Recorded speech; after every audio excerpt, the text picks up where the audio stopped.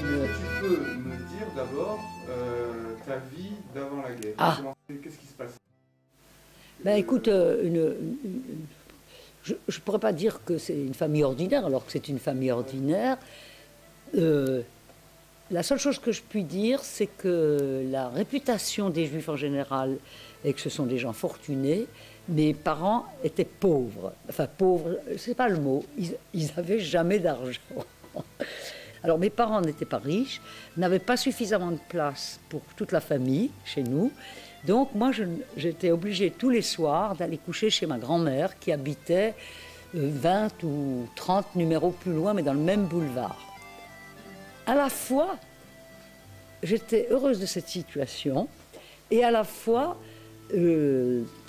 j'étais un peu vexée de savoir que c'est moi qui devais partir et dormir ailleurs. Mais les grands-parents n'ont eu qu'une fille unique, ma mère, et qui était une petite fille modèle, d'après ce que j'avais compris, et qui avait conservé tous ses jouets intacts. Alors j'adorais aller chez mes grands-parents parce qu'elle avait tout, elle m'ouvrait le tiroir des jouets et c'était un petit bonheur pour moi. Alors ma mère était traditionnaliste, mais enfin d'une manière quand même assez traditionnelle. Il y avait 2 vaisselles chez nous. Hein. Bon, il y avait le vendredi soir ou le samedi matin, j'en sais rien, à la synagogue où on nous emmenait. Oui, c'était ça. Mon père était très sportif, ma mère pas du tout. Pas du tout, elle avait horreur de tout sport. Et c'était quelqu'un de très féminin. Que je regardais avec admiration parce que moi je me sentais pas féminine pour dessous, j'étais plutôt encline vers mon père qui était sportif, qui était très fier de moi parce que j'avais de grandes dispositions pour la natation et j'avais gagné plusieurs championnats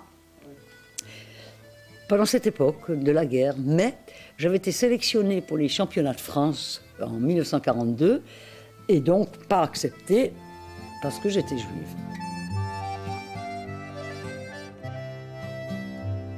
Il y avait beaucoup d'antisémitisme à Strasbourg, et moi je ne rêvais que d'une chose, c'était d'être catholique et de porter un costume marin, parce que c'était la mode, et ma mère n'avait pas les moyens de nous acheter un costume marin. À côté de la cathédrale, il y a une grande maison qui s'appelle la maison Kammerzell, qui est très belle. Et la maison Kammerzell, pendant cette période avant la guerre, donc moi je y passais tous les jours parce que j'allais à l'école, c'était le chemin que je prenais pour aller en classe. Et il y avait marqué que la maison Kammerzell n'acceptait ni les chiens ni les juifs. Avant la guerre. Être juif, c'était être justement pas comme les autres, on nous montrait du doigt. Et il n'y a rien de plus agréable pour un enfant, c'est d'être fondu dans la masse. C'était surtout être pas bien, être montré du doigt. D'ailleurs, je suis très très marquée par ça. Je ne sais pas du tout si c'est... Je pense que c'est plutôt l'antisémitisme que j'ai subi très jeune. À l'heure actuelle encore, quand on va voter, on nous appelle par notre nom de jeune fille. Officiel, enfin je veux dire à haute voix. Et moi, je vais quand même voter parce que j'ai un certain civisme, mais j'ai horreur de ça. Au moment où on va mettre son bulletin, on dit, on prononce mon nom bloc à haute voix. Je ne supporte pas. Mais je le fais quand même, mais c'est chaque fois une épreuve pour moi. Une épreuve, le mot n'est pas trop grand. Alors, est-ce que c'est parce que j'ai trop souffert de cet antisémitisme étant gamine? Est-ce que j'ai trop souffert je ne sais pas comment on peut appeler ça, du massacre de la déportation? J'en sais rien, mais en tout cas, j'en souffre à l'heure actuelle. Et je me suis mariée sans amour, mais surtout avec quelqu'un qui avait un nom non juif, bien sûr. Je ne me serais jamais mariée avec un juif, d'ailleurs. Ah non, alors ça, jamais je l'aurais fait. Et porter un nom chrétien, surtout le nom que je porte, qui est un nom même bien français, alors que c'était un Suisse. Mais bon, pour moi, c'était... j'arrivais enfin à être... pas normal, c'est pas le mot du tout, à être possible, voilà. Déjà, j'ai pas voulu que mes enfants soient juifs, hein, quoique dans la religion juive, on dit qu'ils le sont forcément. Moi, je ne suis pas devenue chrétienne d'abord, déjà. Mais mes enfants sont chrétiens, parce que j'ai décidé ça.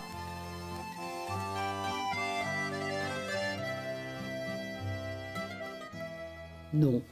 Non, j'avais une seule copine qui habitait dans notre immeuble, qui était une juive allemande, dont mon père s'était beaucoup occupé d'elle, de sa famille, pour les reloger, parce que mon père était très, très social, extrêmement social. Il n'était pas traditionnaliste juif, mais il aidait les juifs au point de vue du papier des juifs étrangers, surtout les Allemands, parce qu'il y avait un apport de juifs allemands très important à Strasbourg, qui passait la frontière à ce moment-là, et qui étaient très démunis, à part ceux qui sont allés en Amérique ou autres. Donc mon père s'occupait de leurs papiers, de leur trouver du travail, des logements. Et il était très très social, mais pas seulement pour les Juifs. Il faisait partie du Conseil des prud'hommes, à titre bénévole. Il était très humain et très social. Voilà.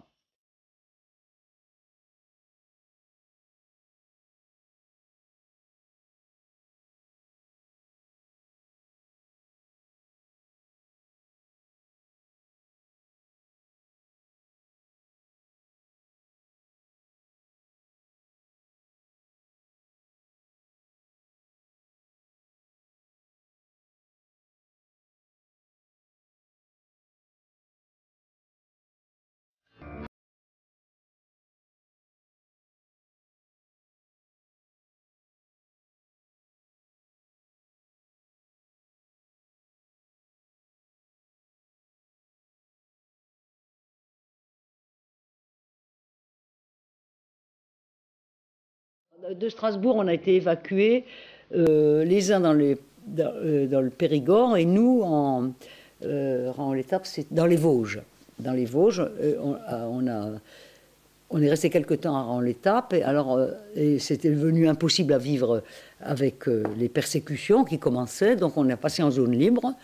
On est venu s'installer en Savoie, exactement à côté d'Annemasse, je ne sais pas si tu vois, c'est carrément la frontière, à Étrembières. Il y a beaucoup d'arrestations. Et mes parents décident de monter plus haut, c'est-à-dire au-dessus du Châtelard. En montagne, on était à 1500 mètres d'altitude. Et là, évidemment, la vie continue, on va à l'école, bien sûr. Quand on va dans une école de montagne, ça veut dire qu'il y avait 2 classes. C'est un couple d'instituteurs qui tiennent cette école au Châtelard. Et mon père va voir ses instits et lui dit que nous sommes juifs, mais on a des faux papiers. À ce moment-là, on s'appelle Blache. Et donc, mon père avertit cette personne pour qu'il le sache, etc. Et bien lui en a pris de le faire, parce qu'un jour, il y a eu tout d'un coup des Allemands qui arrivent dans cette école. Ils rentrent brutalement dans la classe, et ce monsieur Pavie, qui était un petit homme qui était mal formé même, je me rappelle de lui... qui s'avance tout de suite et qui dit « Vous allez sortir immédiatement de ma classe, je vous ferai rentrer quand j'aurai fini mon cours. » Donc, les Allemands sont sortis, sont restés sur le balcon, et dès qu'ils ont tourné le dos, il nous a fait descendre à la cave. Et donc après, il a fait preuve d'un acte d'héroïsme là, puisque d'abord, d'une part, il a été, il a pensé tout de suite ça, et bien évidemment que ça nous a sauvé la vie à ce moment-là. Bien sûr. Et c'est très drôle parce que, bon, la vie a passé là-dessus, tout. Et un jour, on était ici, dans le Midi, et on a reçu une lettre. Ils habitaient le Midi. Ils habitaient Marseille. Ah ouais. Et ils avaient réussi. Ils savaient qu'on était venus à Marseille, donc ils nous avaient écrit. Et ils y étaient donc. J'ai même fait donner des cours à mes enfants de maths qui étaient très mauvais à l'école par cet institut, Pavie.